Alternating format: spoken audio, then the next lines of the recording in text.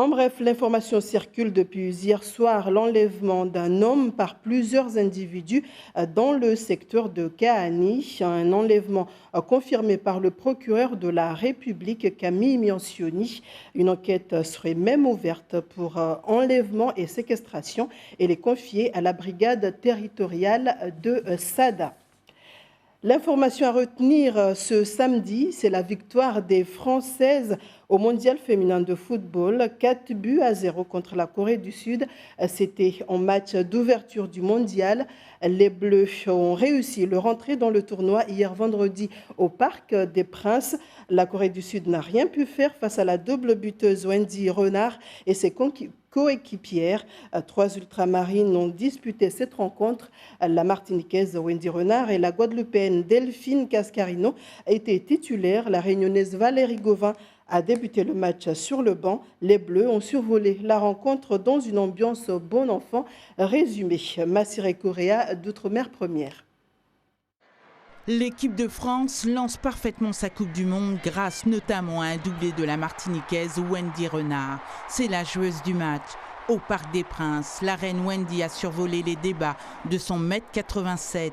Elle saute plus haut que tout le monde à la 35e et à la 47e minute. La native du Prêcheur a inscrit un doublé de la tête. C'est son 22e but en équipe de France. L'ouverture du score est signée Eugénie Le Sommer à la 9e minute. En première mi-temps, la Guadeloupéenne Delphine Cascarino, l'atout technique des Bleus affole la défense coréenne sur le côté droit. À la pause, les joueuses de Corinne Diacre mènent 3-0 dans un Parc des Princes surchauffé. À la 69e minute, Delphine Cascarino cède sa place à Valérie Gauvin. Sanctionnée par Corinne Diacre, Valérie Gauvin remplaçante contre la Corée du Sud après 2 retards à l'entraînement. C'est la première réunionnaise sélectionnée dans une Coupe du Monde. En fin de match, Amandine Henry, à l'entrée de la surface, prend Kim de court. 4-0, score final. C'est une entame de rêve pour les Bleus et Wendy Renard. Et pour leur deuxième match du groupe A à Nice, les Françaises affronteront la Norvège. Ce sera le 12 juin prochain. Et à ne surtout pas manquer ce soir à 21h30, Turquie-France en direct sur Mayotte, la première, un match comptant pour les qualifications de l'Euro 2020. Également dans l'actualité, la journée mondiale des océans, c'est ce 8 juin, une action initiée par les Nations Unies et qui vise à rappeler l'importance de l'océan pour notre survie et la nécessité de le préserver. Cette année, l'événement a été placé sous le signe du genre, l'objectif final étant celui d'arriver à établir les mesures nécessaires à la réalisation de l'égalité des sexes dans les activités liées à l'océan. Le contexte est, lui, toujours préoccupant, un déclin de la santé de l'océan et une dégradation croissante de la biodiversité marine. Et dans la même veine, cette autre action découverte sous le thème de la nature en mouvement, une randonnée dans le cadre de la fête de la nature célébrée au mois de mai, mais à Mayotte avec le ramadan, celle-ci a été décalée. Le but de cette excursion, faire découvrir au public la beauté de la forêt mahoraise. Et pour cette action, l'ONF, en collaboration avec le CROSS, le Centre régional olympique et sportif, ont voulu mettre à l'honneur l'action des forestiers en faveur de l'environnement. Bibi Mariam Alidi et Atoumani Simba. Plus la forêt est là en bon état, plus les maquis restent en forêt et n'ont pas besoin d'aller dans les champs pour se nourrir. Des explications précieuses avant le top départ. Le premier groupe prend la direction du mont Benara. Le deuxième reste dans la zone de la forêt domaniale de Vunze. Une zone riche de par sa faune et sa flore, avec une biodiversité variée qui suscite la curiosité des visiteurs. Je suis venu découvrir la nature et voir des espèces végétaux, des espèces animaux pour voir. Il y a pas mal de choses à découvrir, hein. Il y a de nombreuses espèces à découvrir sur Mayotte qu'on ne connaît pas forcément. Donc du coup, c'est bien de découvrir notre richesse, quoi. En tant que stagiaire en formation, pour voir déjà comment s'organise une journée randonnée en visite. Comme ça, je pourrais bien apprendre, voir une connaissance au niveau de ma formation. Je constate que c'est une c'est une bonne démarche qu'il faut qu'on aborde tous les jours. Sinon, si on ne continue pas à protéger ces milieux, alors ça sera le cata. Permettre des prises de conscience, c'est justement l'objectif de telles randonnées. L'Office national des forêts en est convaincu, la population est un acteur clé dans la protection de l'environnement, d'où l'importance de mettre en place ces activités de sensibilisation. Le maquis qui est un emblème, si je puis dire, de Mayotte, donc, et il est important aujourd'hui de le protéger au maximum. Parce que comme disait ma collègue au début, expliqué au début, c'est un animal qui a besoin d'être protégé. Parce qu'avec l'action humaine, on a tendance à venir détruire son habitat. Et malheureusement pour lui, il commence à partir hors de son habitat et se met lui-même en danger. Et voilà. Le NF donne rendez-vous le week-end prochain à Passamainti pour d'autres activités liées à la biodiversité mahoraise. En bref, la session 2019 des Universiliennes, ce sont ces rencontres entre étudiants des départements d'outre-mer qui sont nées d'un partenariat entre le pôle Martinique de l'Université des Antilles et la direction de la jeunesse et des sports de Mayotte. Elle se déroule cette année à Mayotte et les 12 étudiants martiniquais du campus de Shelcher ont été accueillis ce matin par leurs camarades du centre universitaire de Dembéni et c'est pour une semaine d'échanges et culturels et sportifs. Le centre de formation des musiciens de l'Université de Poitiers est lui à la rencontre des artistes mahorais, une rencontre qui consiste à former des artistes ultramarins au métier de musicien intervenant. Mais pour pouvoir bénéficier de cette formation, il faut passer par la case audition auprès d'un directeur intervenant de l'Université de Poitiers. Et ils sont quelques-uns à être intéressés. Shafika Salimoukou et Youssouf Ahmed Matoir les ont rencontrés. C'est à l'école de musique de Pamondi que les artistes se sont réunis autour du directeur du centre de formation des musiciens intervenants de l'université de Poitiers.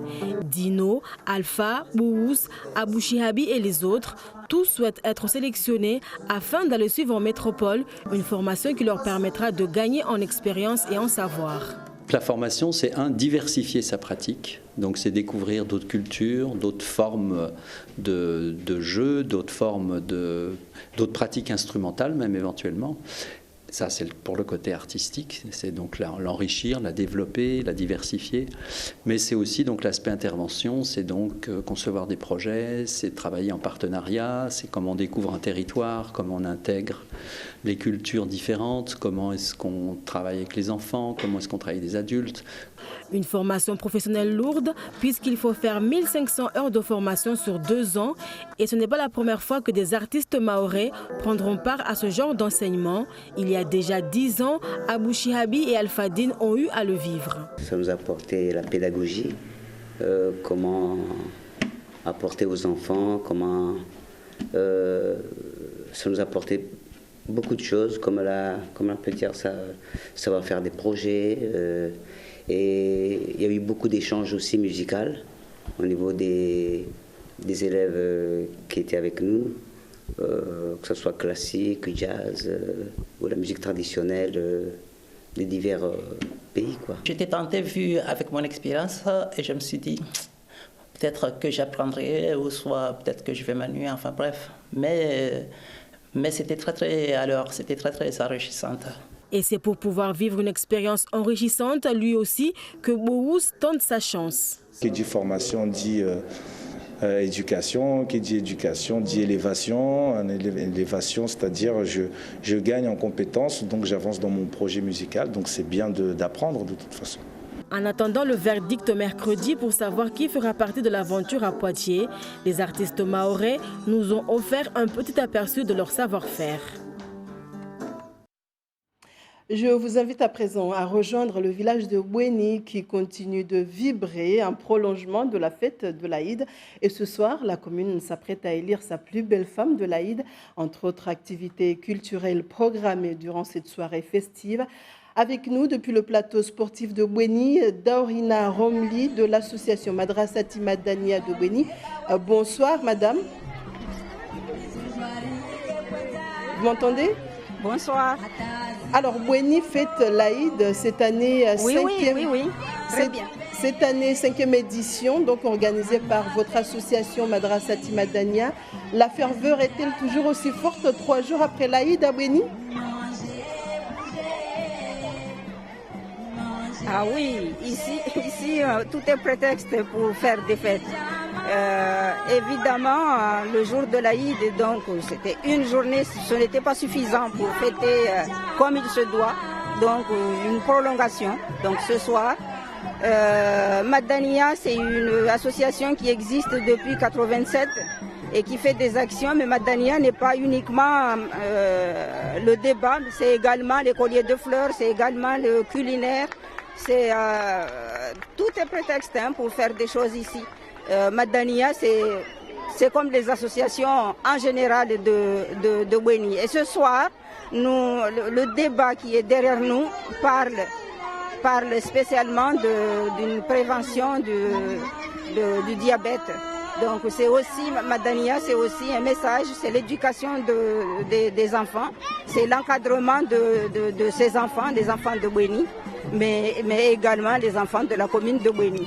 Alors, si j'ai bien compris, donc au programme, il y a diverses activités de prévues. Est-ce que vous pouvez nous en parler?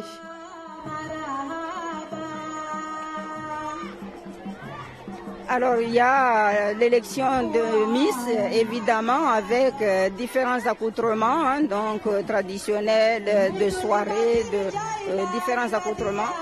Et c'est également l'occasion de faire revivre l'Aïd comme c'était dans le temps.